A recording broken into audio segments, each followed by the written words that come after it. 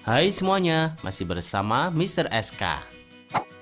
Korea Utara adalah salah satu negara yang paling tertutup yang ada di dunia. Saking misteriusnya, tidak banyak orang yang mengetahui bagaimana kehidupan di negara tersebut berlangsung setiap harinya. Selain itu, negara ini dipimpin oleh rezim yang dikenal sangat menindas masyarakatnya, sehingga memberlakukan peraturan yang sangat ketat. Saking ketatnya, orang-orang biasa akan berpikiran bahwa aturan ini sangat berlebihan dan gak masuk akal. Untuk lebih jelasnya, mari tonton terus video ini sampai habis agar mendapatkan informasi yang lengkap. Dan jangan lupa tekan tombol subscribe jika belum, tekan tombol like jika suka, dan bagikan video ini ke teman-teman Anda. Setuju?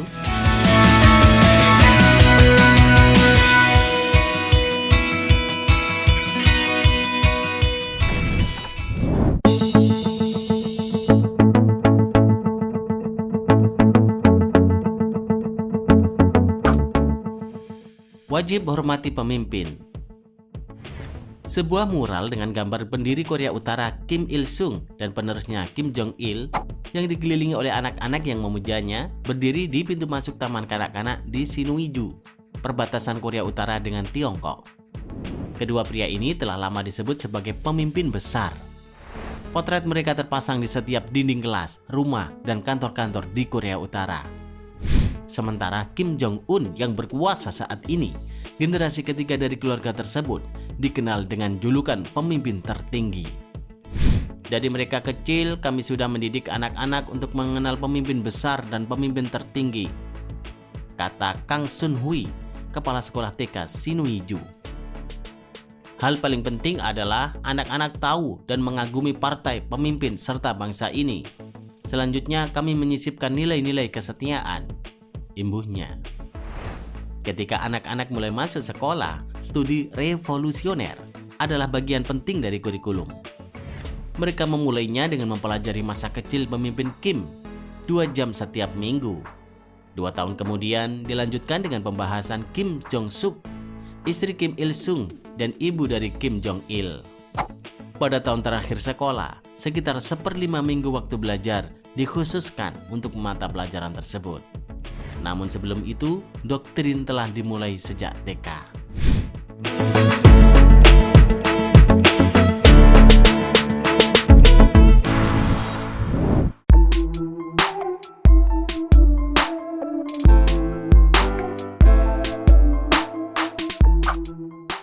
Hukuman 3 generasi. Hukuman 3 generasi sama sekali bukan kiasan, alias benar-benar menunjukkan mekanisme hukuman yang sebenarnya. Jadi, ketika seseorang dianggap bersalah, maka kemudian yang menjalani hukumannya bukan hanya si terdakwa, tapi juga sekaligus anak keturunannya. Ilustrasinya adalah, jika seorang kakek dihukum, maka anak dan cucunya pun bakal ikut merasakannya. Dalam praktiknya, hukuman ini sadis loh guys.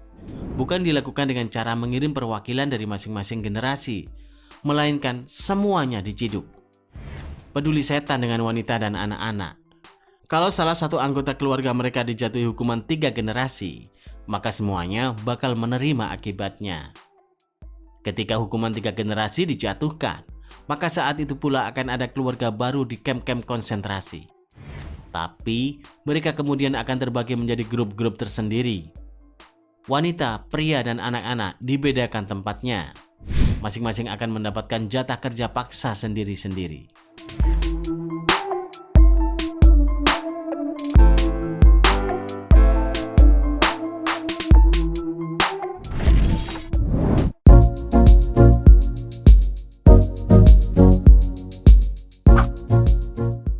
Akses internet sangat dibatasi. Korea Utara tidak sepenuhnya terputus dari internet. Buktinya, banyak peretasan yang diduga dilakukan individu atau kelompok di negara tersebut. Meski ada internet, aksesnya dijaga ketat di tingkat nasional dan tidak benar-benar terbuka untuk populasi umum. Namun, dengan lebih banyak warga memberi smartphone, seluruh infrastruktur informasi dikelola oleh negara. Williams mengatakan, semuanya dipantau oleh lembaga negara bernama Biro 27 atau Biro Pengawasan Transmisi. Kehidupan internet warga biasa berbeda dengan warga khusus. peretas atau akademisi atau pejabat negeri yang merupakan warga khusus memiliki privilege dan kekuatan khusus dalam menggunakan internet.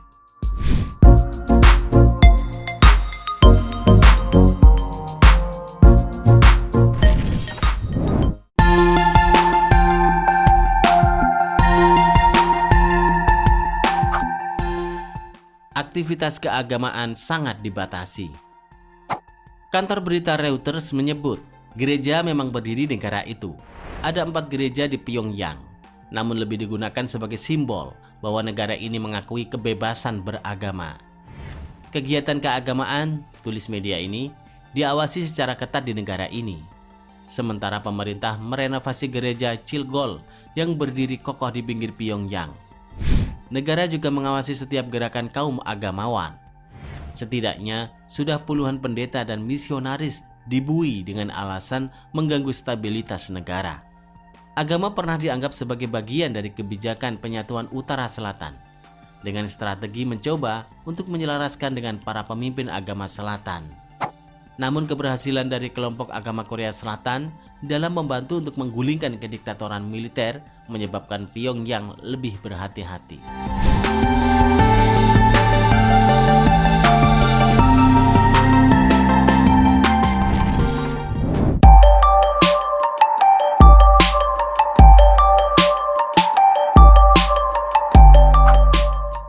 Hanya pejabat pemerintah laki-laki yang boleh mengemudi.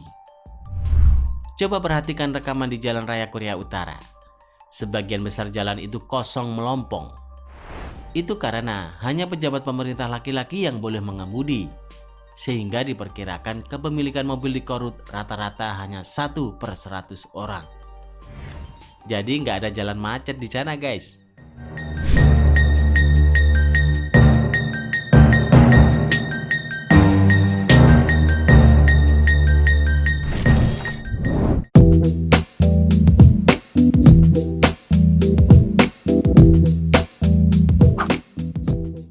Dilarang memakai jeans dan tindi. Semua warga di negeri Kim Jong-un itu dilarang memakai jeans. Selain jeans, Kim Jong-un juga melarang penggunaan piercing di tubuh warganya. Mengutip Fox News, langkah ini diambil Kim Jong-un menyusul upayanya untuk mencegah berkembangnya budaya barat di Korea Utara.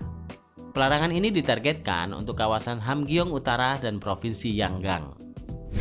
Kedua wilayah ini mendapat peringatan keras karena keduanya berbatasan langsung dengan Cina. Semua warga negara di perbatasan ini dipercaya bisa mendapat akses informasi dan tren yang lebih mudah dari dunia luar.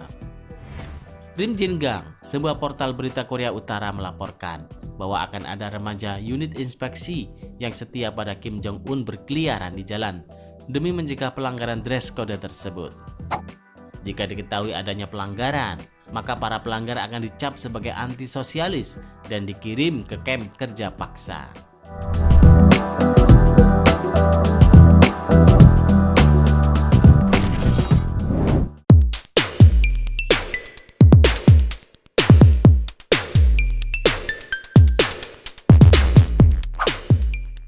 Model rambut ditentukan pemerintah.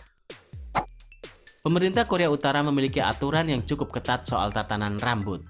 Bahkan, pemerintah Korea Utara juga dikabarkan telah menyediakan pilihan gaya rambut bagi penduduknya. Artinya, selain pilihan gaya rambut tersebut, rakyatnya tak diperbolehkan untuk memiliki gaya rambut sendiri. Ada 15 model gaya rambut yang dianjurkan pemerintah Kim Jong-un ini. Berdasarkan pengalaman seorang jurnalis asal Finlandia, Mika Mäkeläinen, yang berkesempatan mengunjungi Korea Utara dalam rangka perayaan Day of the Sun pada 2017 lalu, masyarakat Korea Utara, baik itu perempuan maupun laki-laki, memiliki 15 model gaya rambut yang telah disetujui negara. Namun tak ada satupun jenis model rambut tersebut yang serupa dengan potongan rambut ikonik ala Kim Jong-un.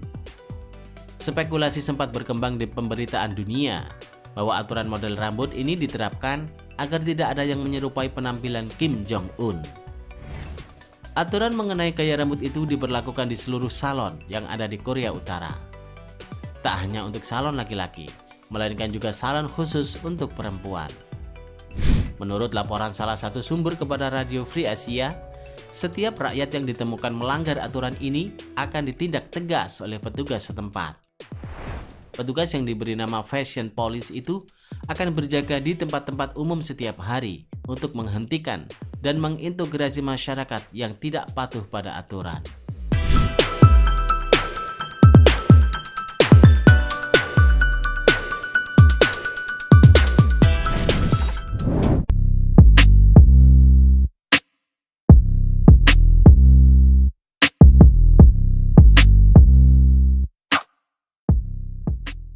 Warga tidak bisa memilih tempat tinggal. Pemerintah sudah memutuskan di mana setiap orang menetap berdasarkan kelas sosial. Bahkan, seseorang hanya bisa pindah ke ibu kota Pyongyang jika pemerintah mengizinkannya. Lalu, bagaimana cara warga Korea Utara mendapatkan rumah untuk tempat tinggal mereka? Agar mendapatkan rumah di Korea Utara, warganya perlu mengurus perizinan penggunaan rumah. Melansir Daily NK 99/2019, menurut peraturan yang ditetapkan oleh izin penggunaan perumahan, warga Korea Utara diharuskan menyelesaikan proses pendaftaran tempat tinggal dalam waktu 15 hari. Kemudian pindah ke rumah baru mereka dalam waktu 2 bulan. Sumber Daily NK mengatakan bahwa mereka yang gagal memenuhi persyaratan ini dapat kehilangan alokasi perumahan mereka. Sementara itu, Korea Utara membedakan antara perumahan di daerah perkotaan dan pedesaan. Juga ada izin khusus untuk perumahan pedesaan dan perkotaan yang melibatkan aturan yang berbeda.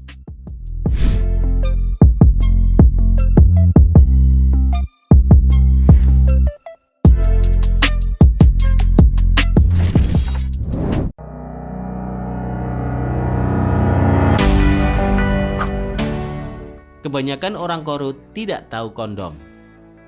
Kim Jong-un melarang negaranya membatasi angka kelahiran karena ingin menciptakan populasi pekerja sosial yang lebih besar. Namun itu tidak menghentikan orang-orang menyelundupkan kondom ke sana, terutama bagi pelacur untuk mencegah kehamilan dan penyebaran penyakit seksual. Tapi ini justru berbeda 180 derajat dengan kondisi masyarakat di lapangan. Sanksi ekonomi yang membelit membuat penduduk Korut takut memiliki anak karena khawatir tidak bisa mencukupi kebutuhannya. Alhasil permintaan kondom pun meningkat. Orang-orang berkuasa atau pengusaha yang sering bepergian ke Cina mengaku sering menyelundupkan kondom ke Korea Utara. Mereka bisa mendapat untung yang besar berkat berjualan kondom di pasar gelap. Prostitusi yang semakin banyak di Korea Utara membuat kondom semakin banyak dicari di negara tersebut. Demi bisa terjual cepat, pedagang gelap ini biasanya akan menjual kondom ke pekerja seks komersial untuk mencegah kehamilan atau terjangkit penyakit seksual. Pejabat Korea Utara sebenarnya tahu akan adanya hal ini, tapi pemerintah tetap bersikeras bahwa tidak ada tindakan prostitusi di negara mereka. Ah, sok suci ya.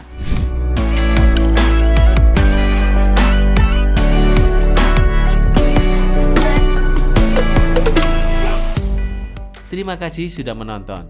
Jangan lupa share dan sampai jumpa di video berikutnya.